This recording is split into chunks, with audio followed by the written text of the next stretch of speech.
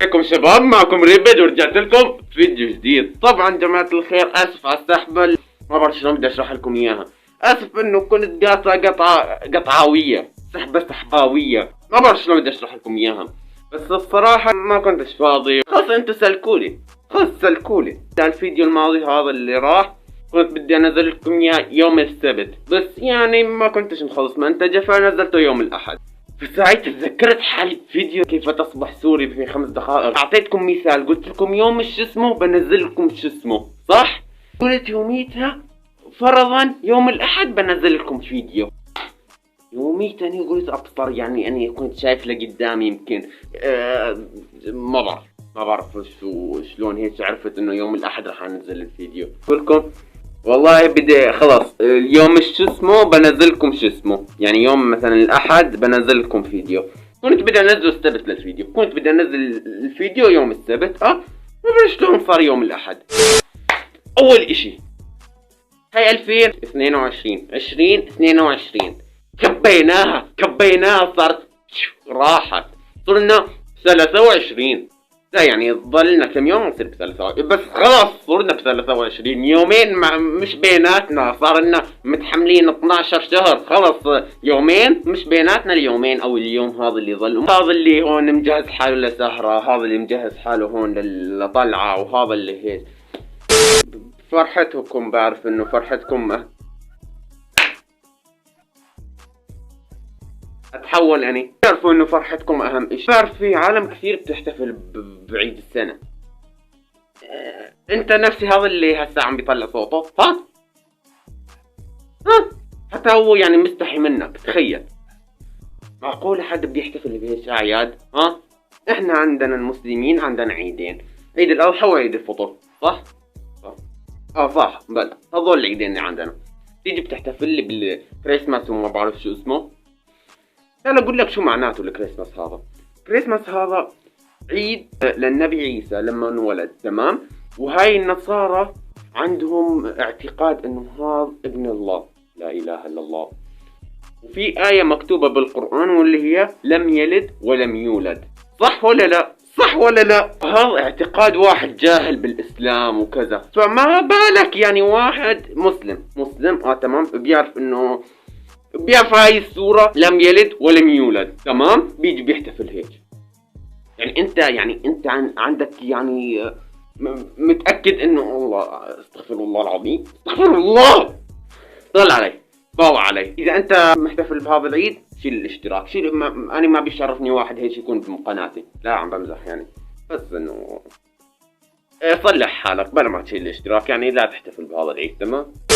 فبتعرفوا سنة جديدة وكله هسه مضبط حاله وكله تمام، كل واحد عم بيحط اهداف للسنة الجديدة وكل واحد عم بيحتفل. فاني اهدافي لهاي السنة الجديدة راح تكون بكل بساطة اوصل 100,000 ان شاء الله، يعني ان شاء الله بدعمكم نوصل 100,000 ان شاء الله. بس والله انتو كفو، والله انتو كفو، فينا نوصل، صح؟ والله على راسي، خلينا نوصل. تعرف شو حلمي الحقيقي بهاي السنة؟ بس شايفين هذا الجزء من الشارع، شايفينه هذا اللي كل يوم بمشط هاي شعراتي لهون على هذا بيجوا هذول بنفشخوا هيك قايلات لو ايش ما بعرف. قال الحلاق اذا بدك تشيلهم راح تصلع. قلنا لا خليهم بشرفك، خليهم، ما بدناش نصلع، خليهم. قلت له طيب شو حلهم؟ شعراتي اللي هناك بيطلعوا هذول هيك نفس قال بدك تستناهم لحتى يطولوا، تمام؟ فحلمي بهاي السنة انه يطولوا وهيك واردهم بكل اريحية. اول شي راح اسويه لما يصير عندي 100,000 مشترك، بما انه الكل هيك منقهر وفي عالم لا حابيتني بهذا الستايل، انه منقهر لوش انت مقلد ريبر بالستايل الماسك ومافيات وكذا. بدي اسوي شغلة ما خطرت على بال الكل، ما خطرت على بال يوتيوبر لحد الان. بدي اتواصل مع ريبر واروح اصور معه فيديو ان شاء الله. في عالم كثير داعميتني تقول لي ما شاء الله بتشبه ريبر. انا هون بتذكر التعليقات السلبية، بفكر انه عم بيقولوا لي انه يعني انتقاد، بعدين بيقولوا ما شاء الله. عرفت انه هذا تعليق ايجابي، ما شاء الله بتشبه ريبر، الله يسعدك، ما شاء الله بتشبه ريبر، حركاته ونفس حكياته ونفس مظهره ونفس كل اشي.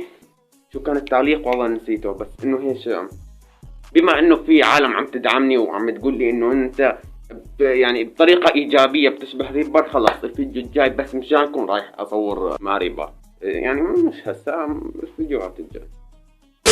انتوا شو أهدافكم؟ اكتبوا لي شو أهدافكم، شو بتحبوا تصيروا.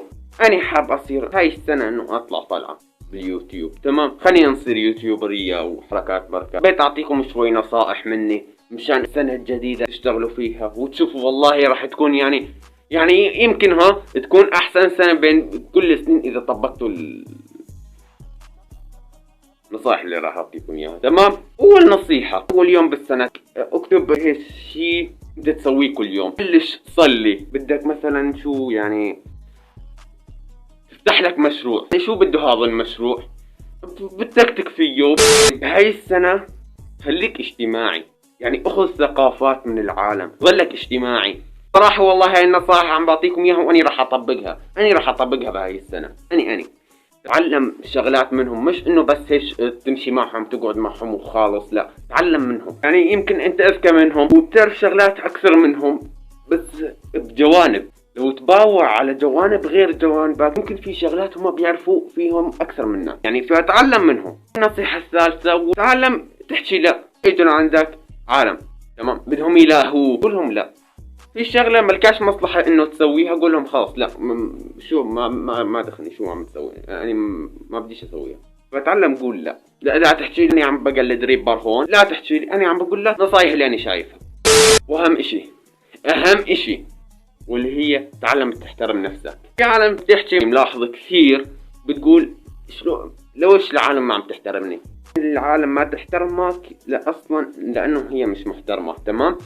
بس بدي اخليك انت كله يحترمك، كله يحترمك، المحترم واللي مش محترم.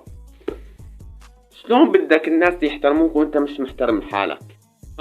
تقول اني مش حلو او اني واحد فاشل. ده انت واللي اقرب ناس على حالك، انت اقرب ناس على حالك، تمام؟ يعني نفسك. شلون بتقول عنها فاشلة وبدك عالم تقول عنك ناجح؟ تعلم شلون تحترم نفسك. لما تحترم نفسك بتلاقي جوانب كثير انت مبدع فيها. بلش مثلا انت عندك موهبة الرسم، نميها طورها. فاني وصلت لحد انه للانمي ارسم بس انمي، يعني هذا حدي الاقصى، تمام؟ فيني انمي اكثر بس اني خلاص وصلت لهون، عجبني هذا الشيء. هذا خطأ مني، انه خطأ توصل لمرحلة وانت يعجبك هذا الشيء، لازم تظلك تتطور. اني عجبني هون خلاص قعدنا هون، ما عاد طلعت اكثر، لا قعدنا على الانمي خلاص ظلك ارسم انمي. انت هسه بتحكي لي طيب اني ما عنديش موهبة. مثلك مثلي، ما حد انخلق وعنده موهبة خاصة فيه. عقلنا مثل الطاسة الفاضية ما فيه ولا اشي، انت ساعتها بتعبيه. فالموهبة اللي انت بتسويها خلاص هاي انحفرت بمخك، ايدك تطورها. كان ما عندك موهبة خلاص سوي موهبة الك، يا اما اخترع موهبة انت موهوب فيها. تقول لي طيب اني ما عنديش موهبة، ما عم بقول لك مثلك، خلقنا من دون مواهب. واهم اشي تعلم انه ما تصير كسلان، روح غسل وجهك. بلش من هالطريقة. اجت الكهرباء، الله ينور. اني والله حلمي بهاي السنة الجديدة خلاص يصلحوا الكهرباء والله العظيم. واهم اشي لا تخلي وقت هيك يروح على الفاضي، اشغله بشغلات. مثل اني كانت كثير وقت هيك يروح على الفاضي، بلاوي كان الوقت يروح على الفاضي عندي. يعني شلون افيق الساعة 7 الصبح، اجهز حالي اطلع المدرسة، اروح من المدرسة يا اما اروح على البلدة هذيك اللي قلت لكم فيها نت، اظلني على اليوتيوب، ارجع على البيت انام، اكل انام، يا اما اظلني سهران على الجوال. حياة فارغة ما فيها شيء. فقررت اعبي هذا الشيء. بلشت باليوتيوب بتدرب فيها، بسوي حياة شغلة، برسم، بتدرب، بسوي حياة شغلة. المهم انه ما يروح وقت على الفاضي، خلي وقتك مليان، مش الكسل انه يعيقك. خلص سوي حياة شغلة، المهم ما تتكسلن، سوي اللي بيعجبك. النصيحة هاي لا تدور على سلبياتك. يعني بنقهر من العالم ليش بتحفر تحت التراب بس مشان تطلع سلبية، وبظلها مهمومة فيها طول اليوم وطول حياتها بهاي السلبية، مع انه كل ايجابياته هيك بتلاقيها مثلا فوق الارض. بيجي بيحفر بس مشان يطلع سلبية ويظلوا يلطم على حاله بهاي السلبية. اضربك بالنعال، شو مالك يا زلمة؟ ايجابياتك قدامك دور فيها وطورها، طورها. مثل ما عم بقول لك طور حيلا شيء، خليك تطور. هي المدرسة تمام، إذا درست بكل فروعها راح تطلع آخر شيء موظف عند الدولة أو تشتغل عند الدولة. ما مش عاجبتني هاي السوالفة. يا أما تشتغل وتشغل عالم تحت إيدك، لا يعجبك وضعك الحالي، مش إنه مثلا تفكر فيه بسلبية إنه ما يعجبك، لا فكر فيه بإيجابية بس مش عاجبك.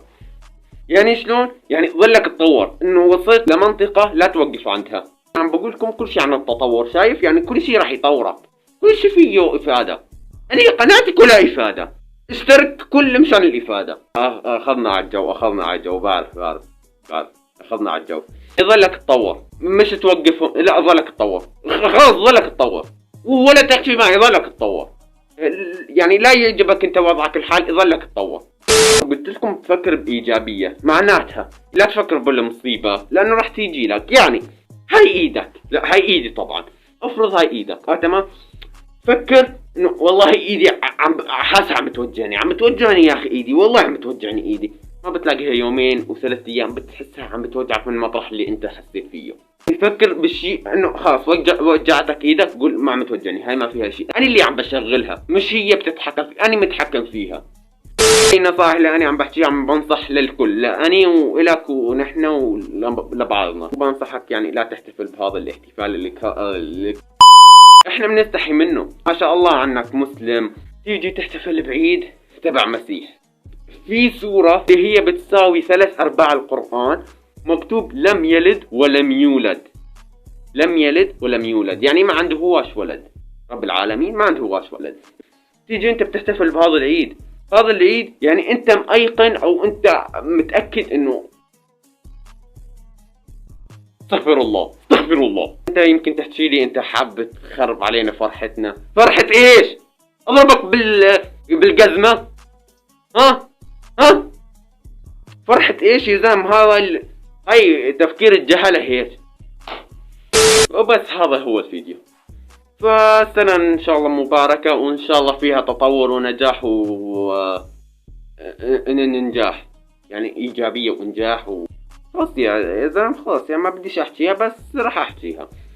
نشر بين اصدقائك، خلينا نطلع بهاي السنة. هاي السنة خليها هيك نفس الفلة تيجي علي، خليها كلها تطور يجي علي، كل شيء حلو يجي علي. في عالم كثير انا بشوفها على الفيس والمواقع التواصل الاجتماعي بتحكي المسح فينا الارض مثلا ب21 و22، ما بعرف شو مخبيت لنا 23. هيش بتعبيك سلبية، تخليك كلها سلبية. هي كلها مفبركات وكذب وكلها. فكر بإيجابية وراح تلاقي قسما بالله راح تلاقي كل اشي بصير معك تمام. هذا هو الفيديو. بس هذا الفيديو. نشر بين اصدقائك، خلينا نطلع وروح تابعني على الانستغرام. خلينا انه نسوي تحديات. والله انه عجبتني هاي السوالف، مثلا مشاكل المتابعين، تحديات المتابعين، افكار المتابعين، كل شيء عن المتابعين بتلاقوه هناك. روح تابعني بنصير نسوي هاي السلاسل المسلسلة. فاذا وصلت لهون لا تنسى اللايك، واهم شيء اللايك، فلا تنسى اللايك واشتراك بالقناة اذا مو مشترك. وبس هذا هو الفيديو. فبس وصلنا لنهاية الفيديو، لا تنسى اللايك واشتراك. كان معكم الاسطورة ريبل. جود باي. لا Straight from the underworld, I'm a further underground. Mother